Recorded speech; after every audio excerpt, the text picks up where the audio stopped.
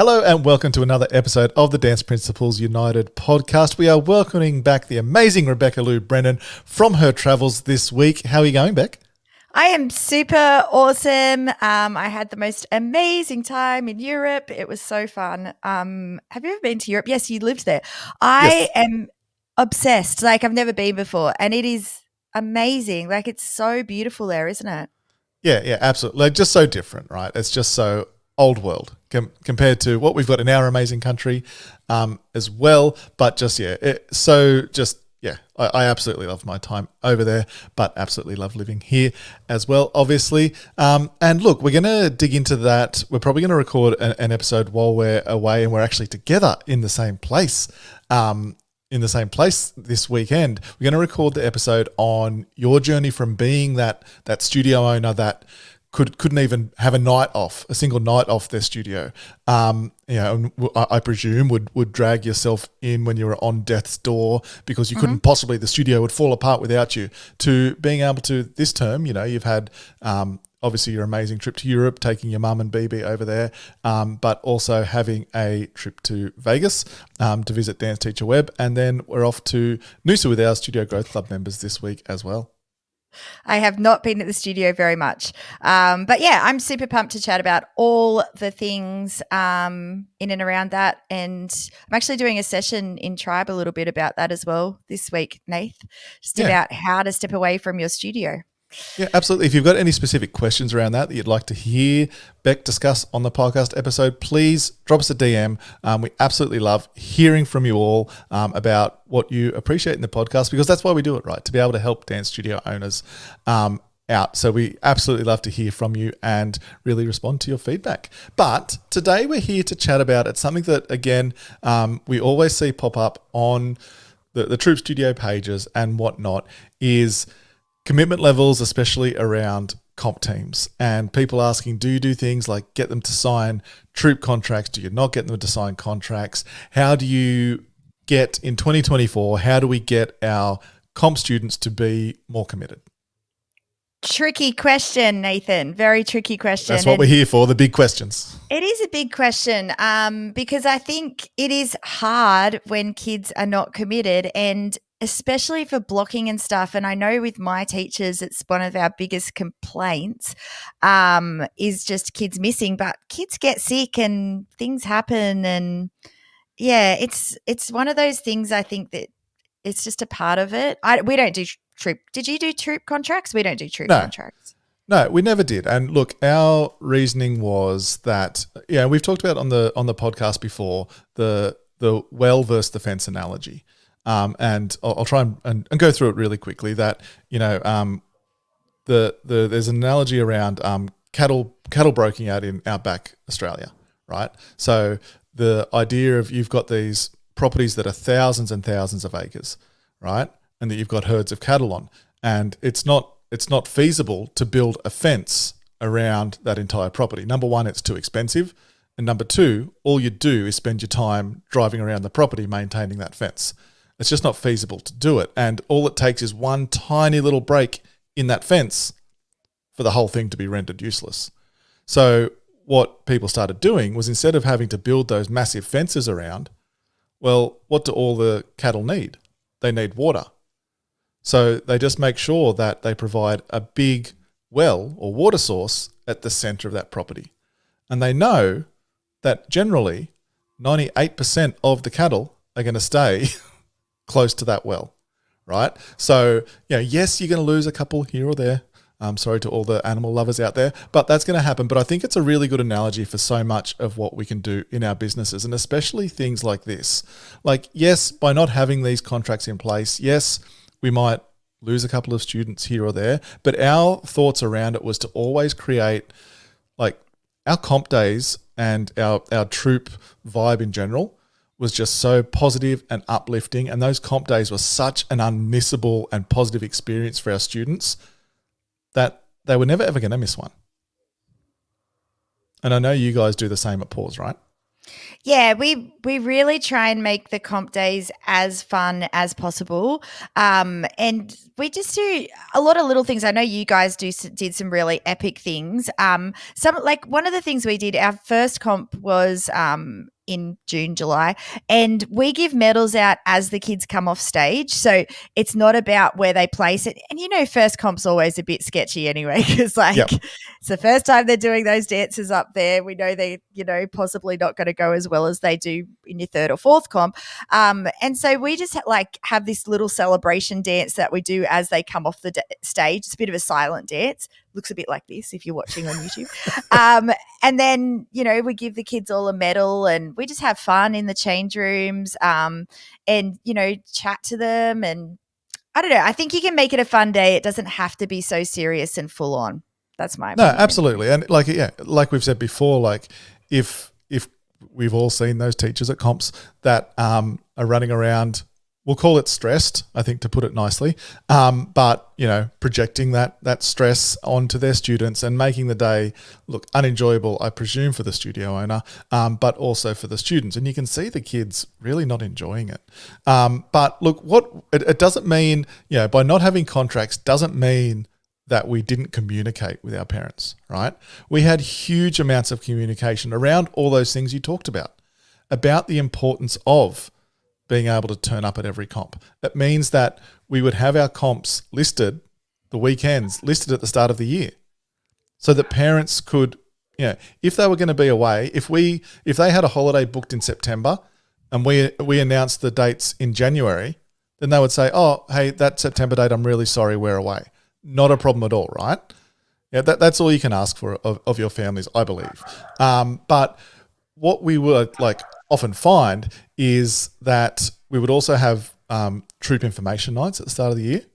They were really, really successful because what I think we don't do enough around so many things in our studio is educate parents. All the things you were talking about, Beck, about when a kid's away last minute for a comp, what are all the things that you guys have to do in class as teachers, right? Parents don't know that. The majority of parents don't know that. They don't know how much time you have to spend reblocking routines. They don't know. And when we started putting it like that and explaining, look, what it actually means, guys, is that you just don't quite get as much value for your money because we're having to waste a lot of time in class going back and reblock. Like you can see the lights starting to switch on. Yep. Funny story about that. So Tim, my partner, he's in and around dance all the time. And Joshua, our little boy, started doing dance and at a different studio because they live quite far away, his kids. And Joshua didn't really want to do the mid-year concert. And so Tim said, oh, he doesn't have to do it. And I was like, yes, he does. You don't understand that the kids have to be in place. He would have a specific spot on the stage and he would have to move around the stage.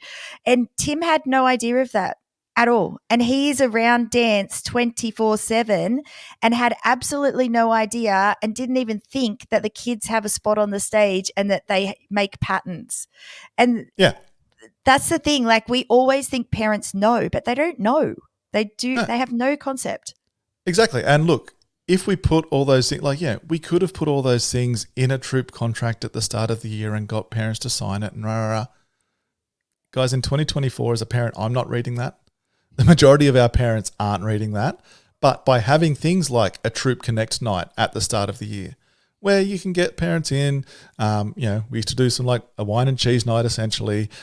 It was another great connection for people, for our families. Again, that idea of like once people are more invested, they're less likely to leave. And we were able to, again, just over-communicate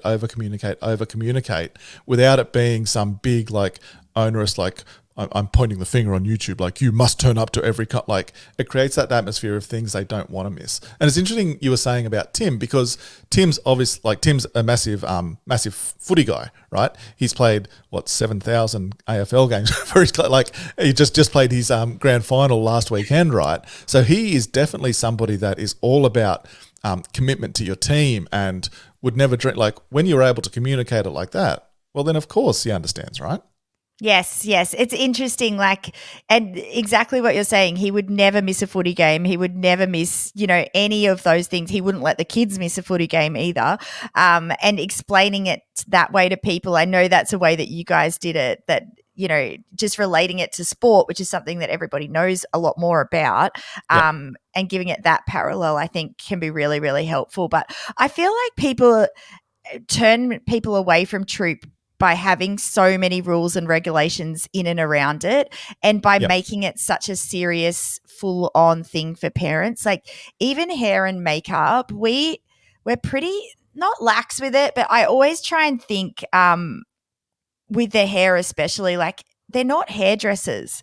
You know what I mean? And I don't know if I told you this, Nath, but we've got 2 new circus teachers this year who are amazing, but they came to me with these crazy hairstyles for the concert that's coming up. We've got we just do a Circus Acro concert, so that's coming up in a few weeks' time.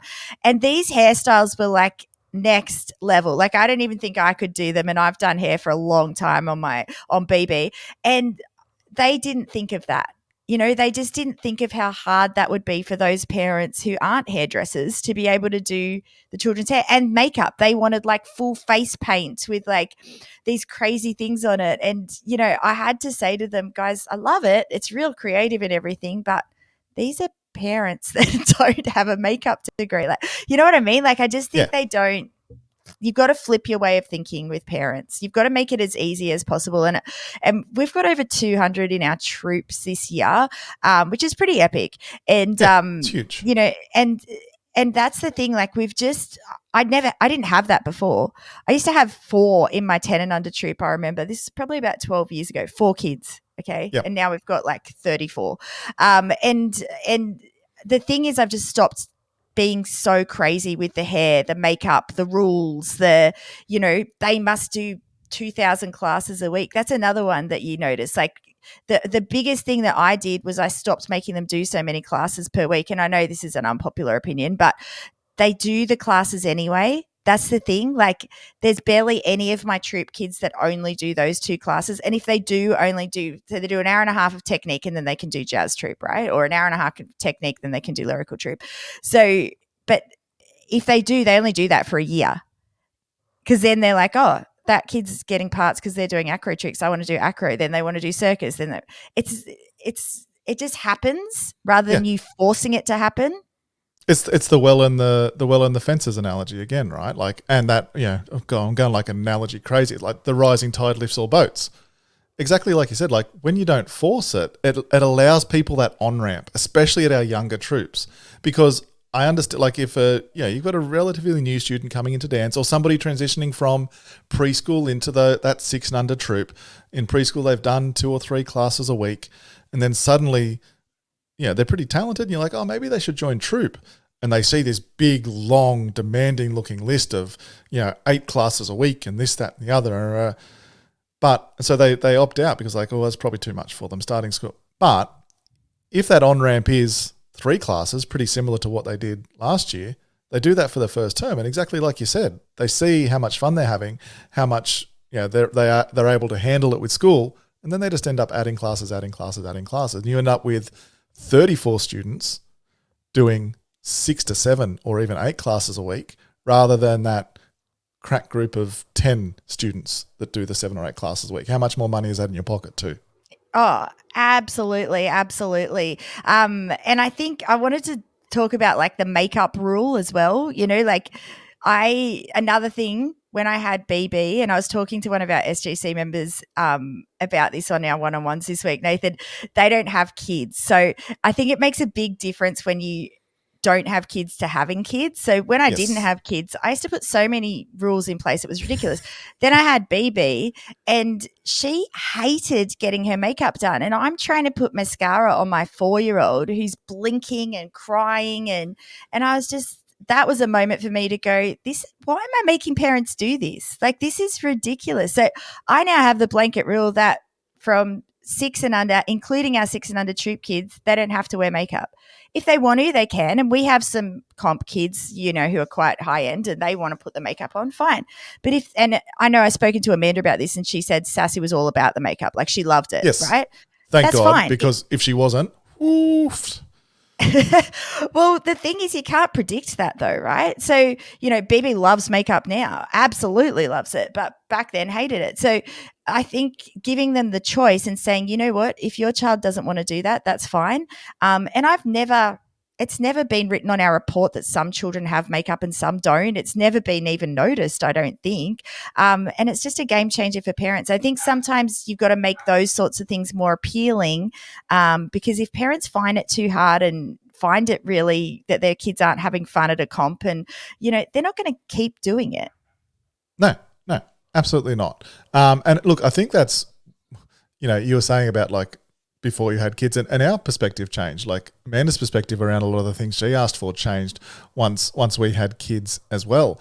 And look, I know sometimes if you're a studio owner without kids, you can't just magically appear them, but maybe like run a couple of your decisions past people that with young kids and see their thoughts on it, especially if they're outside the dance world. Just for like a little bit of feedback on how, like on decisions that you can make that are fans first, that are going to make your clients' lives easier.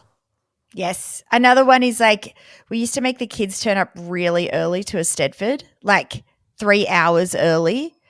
That's not a fan's first decision. Like I don't. No. And then we'd be like looking for somewhere for them to rehearse, and craziness, like absolute craziness. Little things like that. I just think, you just got to keep readjusting, re-looking at things. I always say, like, whenever a client emails and complains about something, I always try and see it from their perspective and go, yeah, okay, that probably wasn't smart for them to be there 3 hours early with their toddler and then having to watch other people's troops, and their kid's not on for ages and they're bored and not fun. No, absolutely. And that's the thing. Like, Sass loves dancing when she's doing it, right? But getting her to sit through a comp day or an Stedford day to watch her sisters, because we've got the 3 girls, is like it's hell on earth basically. If I had to, like, if she wasn't dancing that day and our family got out, like we had to turn up 3 hours early to watch one of the other girls, I wouldn't be able to come. I really want to. I really want to go watch Sally or Gigi dance, but I'd miss out on that opportunity because of those rules that were put in place. I think sometimes we make rules for the sake of making rules. I also wanted to tell back to the educating of parents. So we had our mid-year kind of concert, which we call a pep rally for our troop kids.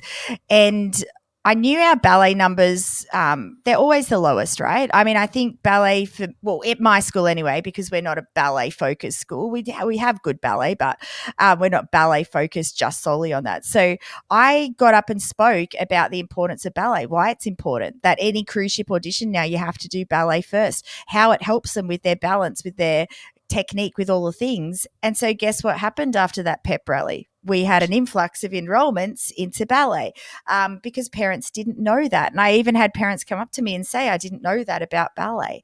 So when you've got those big times like that, be it a troop day where you're educating parents, or be it a concert where you can educate parents, that's the time to really chat to them about what's important and why it's important, because they don't get the why.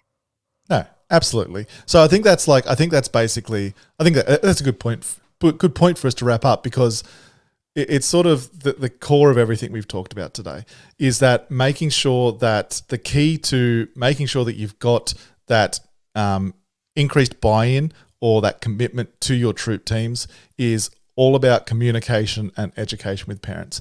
It's not necessarily about contracts and consequences around it, but it's about making sure that you communicate a lot in different ways all the way through the year. Like, you can't just put something out once and expect parents to read it in 2024, guys. You know what your own inbox and like SMS inbox looks like as well. You've just got to keep communicating and educating all throughout the year. And I honestly believe that is the most effective way to get that troop participation and or the commitment to the levels that you want it.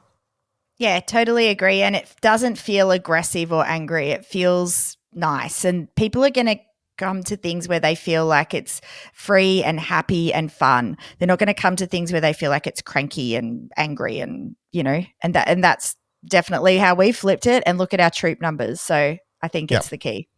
Yeah, absolutely. And yeah, I think that's a really important point. I keep saying I'm going to finish, but then one more. Like those changes that you've made, you've always been a high-end comp studio with incredible results from like 20 years ago and now. You're still doing it now, but by relaxing those rules a little bit to an extent, and having that fans first attitude and the education around it, you're still having the same success at that comp level, but you're also making a lot more money with a lot more students and impacting a lot more lives, right? Exactly. And that's the key. We want to impact as many lives positively as we can. Amazing. Well, that is it for the Dance Principles United podcast. We are so excited. We are heading up to Noosa on Thursday for our Studio Growth Club retreat.